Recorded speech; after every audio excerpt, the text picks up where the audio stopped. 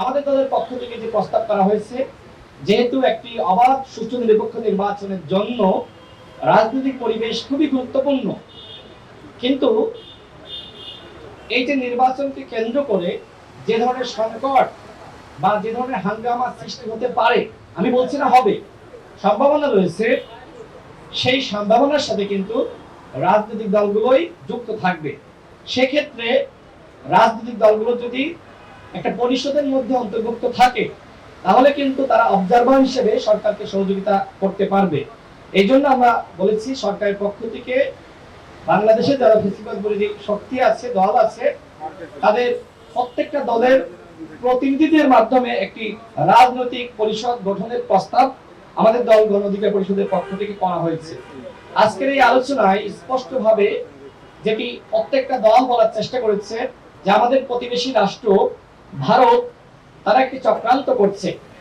যাতে করে এই অন্তর্বর্তীকালীন সরকার ব্যর্থ হয় এবং আগামী ফেব্রুয়ারি মাসে নির্বাচনের যে আলোচনা হয়েছে,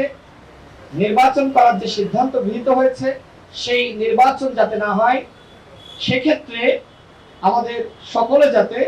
ভারতের এই আধিপত্যবাদের বিরুদ্ধে সতর্ক থাকে, সেই ব্যাপারে আমরা জানিয়েছি সরকারকে। এছাড়া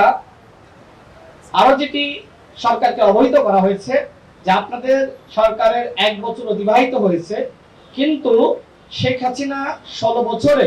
সচিবালয়ে, পুলিশে, বিভিন্ন বাহিনীতে, গোয়েন্দা সংস্থায়, বিভিন্ন দপ্তরে, সেক্টরে যে আওয়ামী ফ্যাসিবাদ তৈরি করেছিল, সেটার কোনো পরিবর্তন হয়নি। সেক্ষেত্রে এই ফ্যাসিবাদী কর্মকর্তাদেরকে স্বপদে বহাল রেখে আদৌ কি আবার সুষ্ঠু নিরপেক্ষ নির্বাচন জাতিকে উপহার দেওয়া সম্ভব কিনা, সেই ব্যাপারে প্রধান উপদেষ্টাকে আমাদের দল গণ অধিকার পরিষদের পক্ষ থেকে জানানো হয়েছে। আরেকটি বিষয় আমরা যেটি জানিয়েছি যে নির্বাচন কোন পদ্ধতিতে হবে, বিদ্যমান যে পদ্ধতিতে এই 53 বছরে বাংলাদেশে নির্বাচন হয়েছে সেই পদ্ধতি, নাকি এখন বিভিন্ন দল যে ধরনের কথা বলছে, বিভিন্ন পদ্ধতির কথা বলছে। আপনার সরকার তো আসলে সব বিষয়ে খোলামেলা আলোচনা করেনি, সুতরাং সরকারের পক্ষ থেকে যদি আমাদেরকে স্পষ্ট করেন যে আপনারা কোন পদ্ধতিতে নির্বাচন করতে চান, তাহলে কিন্তু এই ধোঁয়াশা কেটে যায়। আমরা সর্বশেষ যেটি মাননীয় প্রধান উপদেষ্টাকে জানিয়েছি সেটি হলো